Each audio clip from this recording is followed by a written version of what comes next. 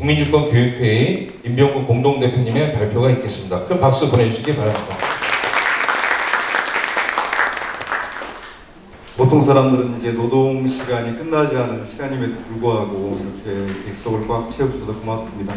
물론 오늘의 주인공은 제가 아니지만 오늘 이 자리에 주인으로서 어떤 자세를 가져야 될 것인가라고 하는 내용의 발제를 하기 때문에 이번 발제는 주권을 주제로 삼았습니다.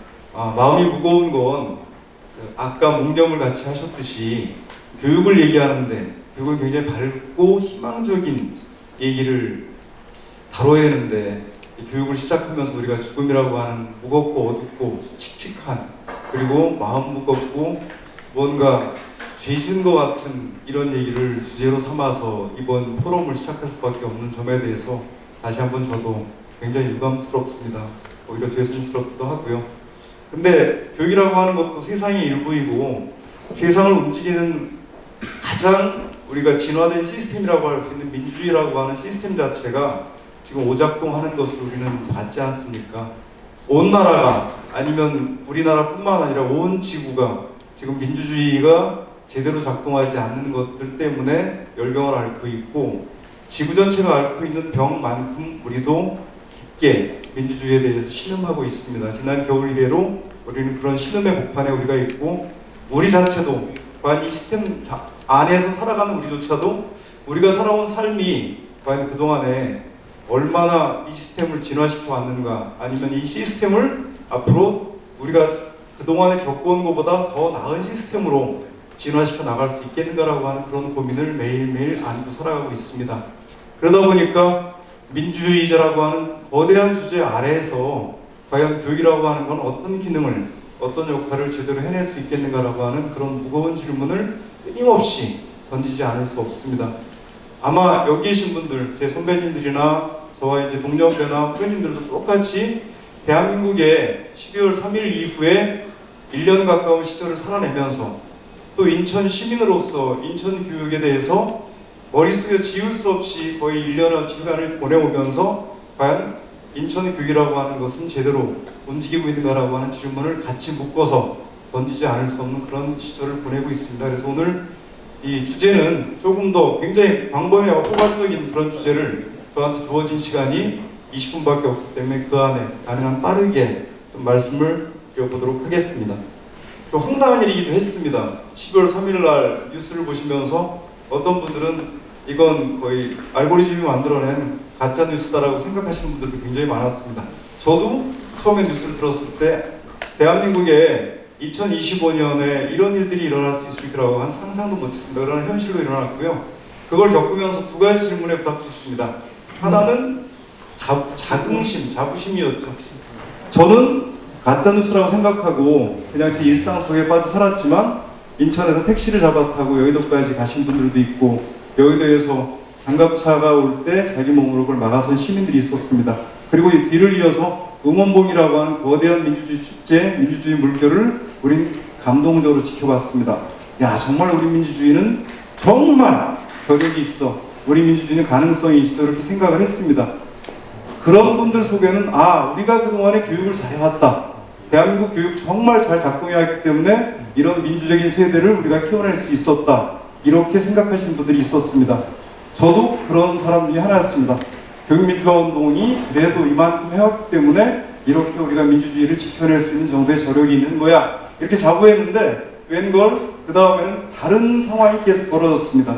여러분들이 보셨듯이 법원에 난입한 폭도들도 있었고요. 그리고 나서 우리는 쭉 이어지면서 반년 가까이를 도대체 언제쯤 이런 내란이라고 하는 사태를 진압할 만한 이 시스템이 언제쯤 제대로 작동하는 것인가 지켜보면서 계속 방화문으로 달려가고 그렇게 일상을 보내면서 지쳐가기도 했습니다. 저는 그래서 원고를 좀 봐주시면 좋겠는데 원고에 보면 거의 살얼음판 민주주의다.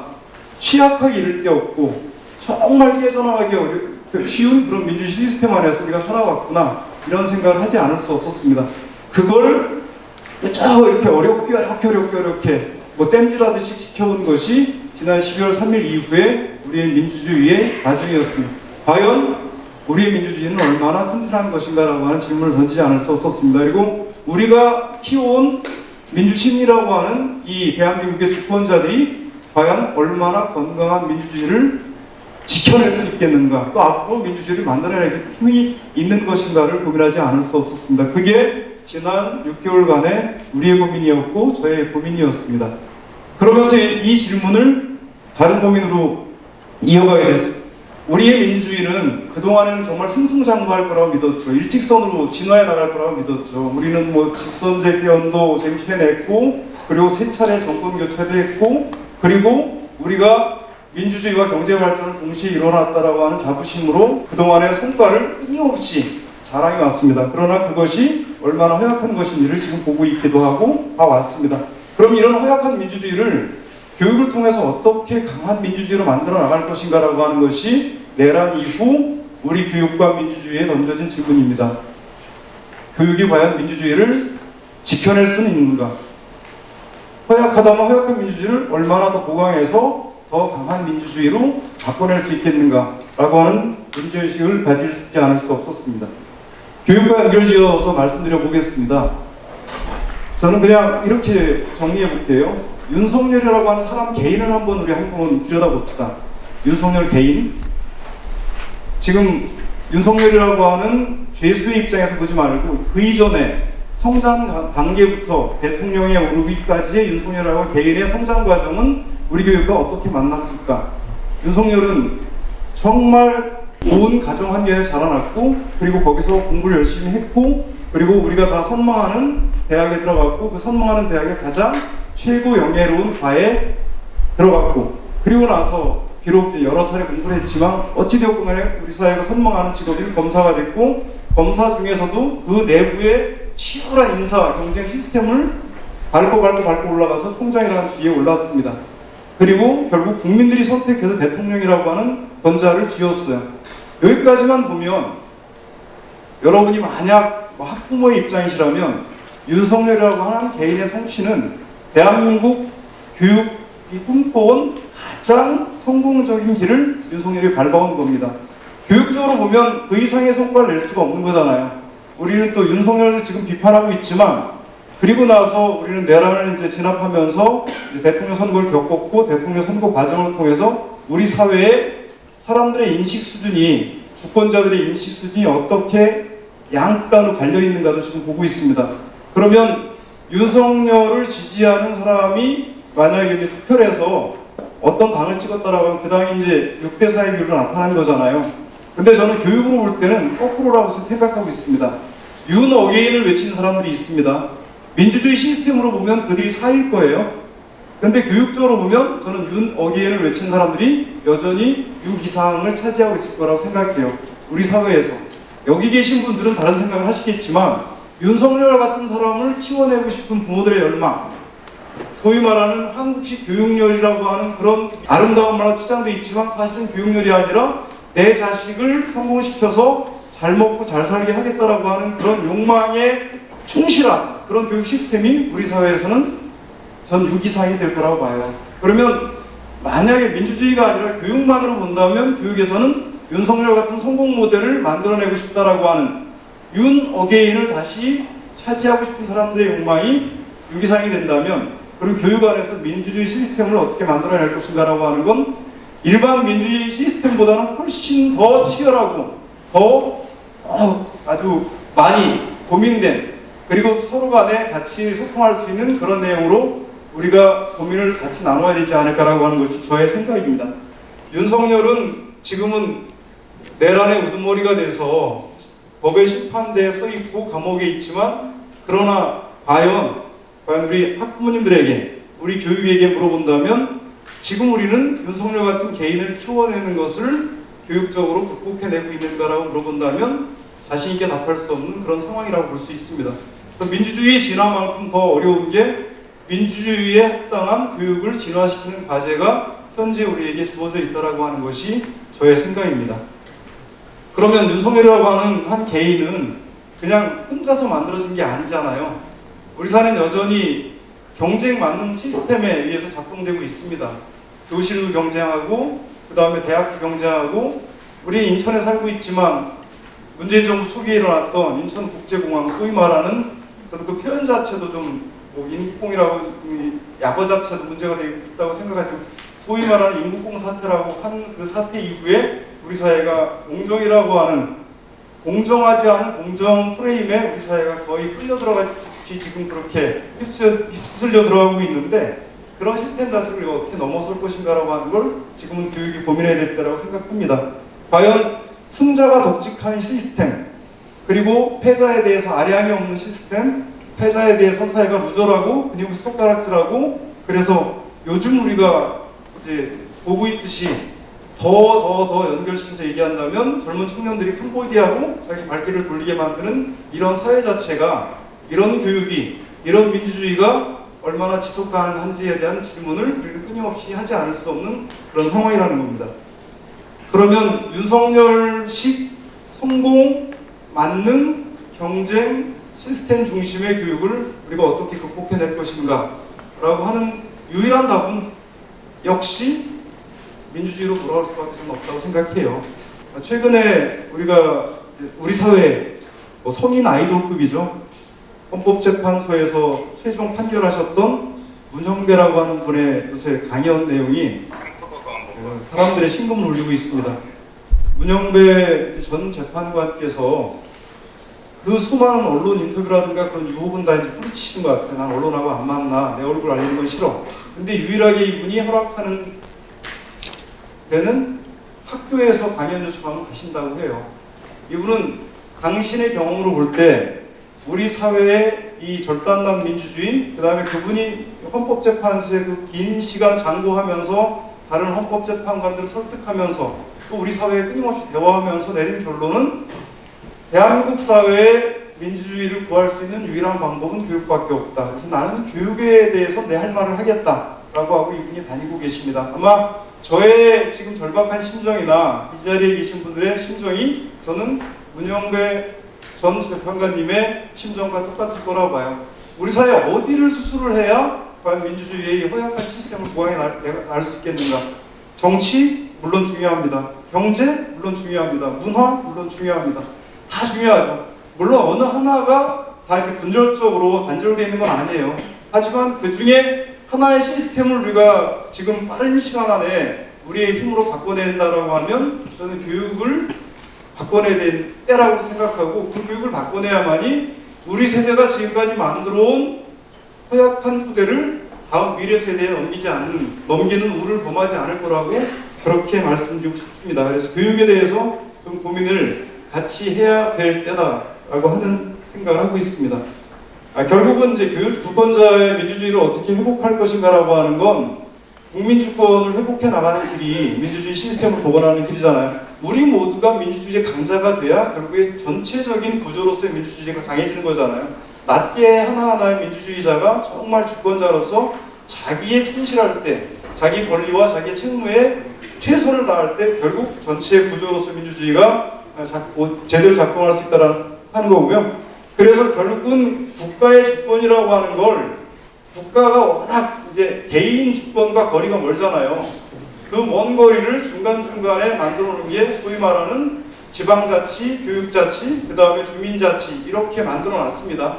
체계는 그렇게 만들어 놨지만 그러나 과연 주권자 개인이 국가 권력에 자기 메시지를 전달하는 길이 지금 잘 뚫려 있는가, 서로 간에 잘 회전되는가라고 하는 문제를 얘기할 때는 지금 여전히 우리 사회는 좀 중간중간에 막혀 있어요.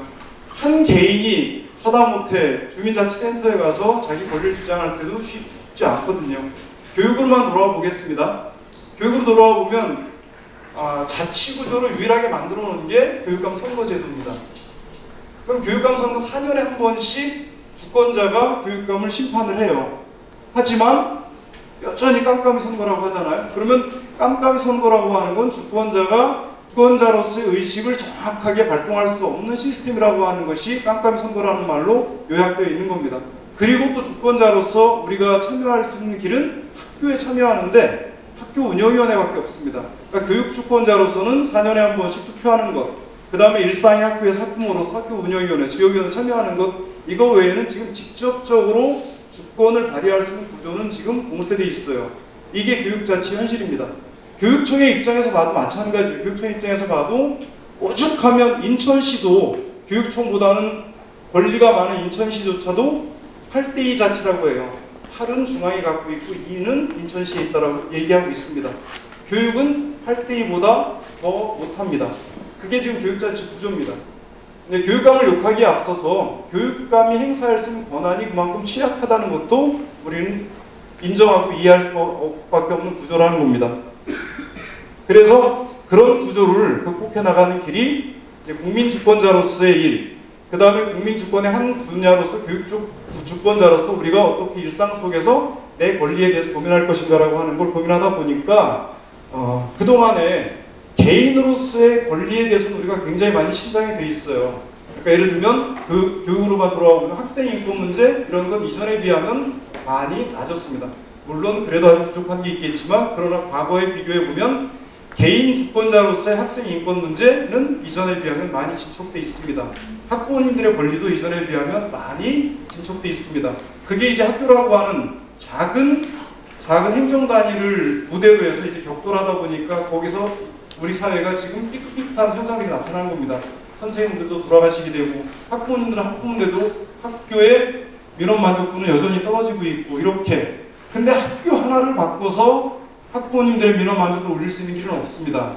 학교 위의 기관들, 그 다음에 국가기관들을 한꺼번에 바꿔내지 않고서는 단위 학교에서 민원을 해결할 수 있는 길은 저는 없다고 봐요. 물론 한 교장이 조금 더 리더십을 발휘해서 다른 학교랑 비교되는 그런 질을 만들어낼 수 있겠지만 그거는 그냥 그 교장의 개인기일 뿐이지 전체적인 시스템의 문제는 아니라는 겁니다. 그렇게 해서 교육주권을 발휘할 수 있는 길이라고 하는 게 현재 권리와 권리가 무한 충돌하는 이런 시스템으로 만들어 버렸습니다. 그래서 요새 나타나고 있는 얘기가 그러면 민주주의라고 하는 주의가 갖고 있는 본질적 한계를 이제는 보완을 하는 것을 우리가 고민해야 된다라고 나온 얘기가 이제 공화주의입니다. 공화주의에 대한 반론들이 나오고 있습니다. 우리는 공화당에 대한 추억 때문에 공화주의에 대해서 더 이렇게 약간 금기시하는 것이 있지만 공화주의는 민주주의 안에서 개인 누리는 권리만큼 타자의 권리에 대해서 우리가 민감해져야 된다라고 하는 그런 얘기입니다. 그래서 우리는 나의 권리를 주장하면서 타자의 권리도 함께 나의 권리만큼 보살피는 그런 민주주의 구조를 짜내야 우리가 헌법상에 보장하고 있는 민주공화정으로 민주주의를 진화시켜 나갈 수 있겠다라고 하는 그런 얘기입니다. 그래서 이를테면 현 인천시 교육청의 정책도 아닙니다. 사업도 아니고 정책도 아닌 일것이라고 하는 이상 현장에서 이제 죽것이라고 다 얘기하고 있는데 근데 그 사업만 보더라도 그 사업이 과거의 민주주의 체제 안에서 개인으로서의 한 인간을 성장시키기에는 그런 데로 도움이 될 수 있습니다. 그냥 읽고 그 다음에 생각하고 그 다음에 써서 자기 사유로 훈련하는 것.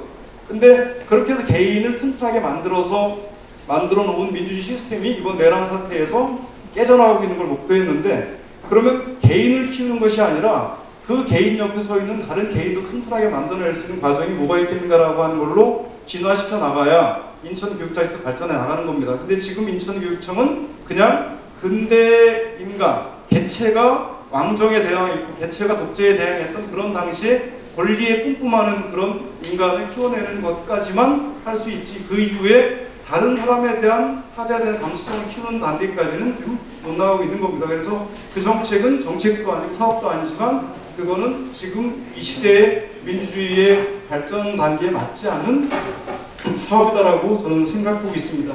만약에 인천교육을 좀 더 진화시켜 나간다면 결국은 어쩔 수 없이 직접 민주주의에 가까운 그런 방식으로 주권자들의 참여를 조직화해내는 것이 전 유일한 길이라고 봐요. 그래서 여기는 저는 이제 가칭 이렇게 회의라고 하는데 교육주권자 회의 지금도 이제 거버넌스 기구가 있지만 거버넌스 기구가 굉장히 형식화되어 있거든요. 그래서 예를 든다면 인천 시민들을 뭐 직업별로 연령별로 지역별로 이렇게 좀 할당해서 거기서 희망을 받아서 무작위 추출해서 그분들로 시민들이 직접 뽑은 의회는 아니지만 의회의 권위는 우리가 존중해 줘야 되겠지만 그러나 일상적으로 시민들이 자기가 일상의 교육에 대해서 느끼는 것들을 모여서 논의하고 그 논의 자체를 교육청이 행정적으로 받아들일 수 있는 그런 직접 민주주의에 가까운 그런 시스템을 구축해내야 교육주권을 좀 더 행정에 직접적으로 반영할 수 있는 길이 열릴 것이다. 결국은 학교의 민주주의 시스템을 복원해내는 것이 가장 중요한 길인데 그런 길 자체는 일단 이제 예산 얘기도 나오겠지만 지금 학교가 돈이 없어서 에어컨 냉방을 꺼야 되는 이런 상황이 됐잖아요.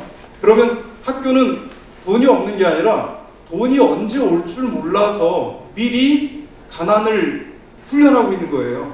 그게 이제 지금 예산 시스템이거든요. 예산이 제때 이만큼 올 것이라는 걸 예측 가능하게, 아니면 학교가 필요한 예산을 조금이라도 신청해서 그 필요한 필수 예산은 꼭 줄게라고 하는 약속이 있으면 학교는 에어컨을 끌 일이 없습니다. 그래서 예산 시스템 자체를 학교에 원하는 수준에 맞게 바꿔내는 것, 이런 것들이 우리가 교육자치에서 바꿔내야 될 그런 민주주의의 과제라고 볼 수 있습니다.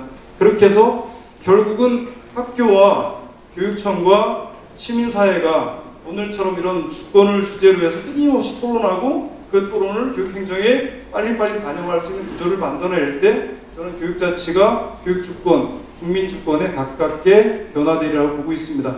결국은 그렇게 변화된 교육을 통해 성장한 사람들이 민주주의에서 주권자로 자기 권리와 책무를 행사할 때 결국 내란 이후 민주주의는 조금 더 다른 민주주의로 변화돼 나갈 것이다라고 하는 그런 생각을 여러분께 말씀드렸습니다. 경청해 주셔서 고맙습니다.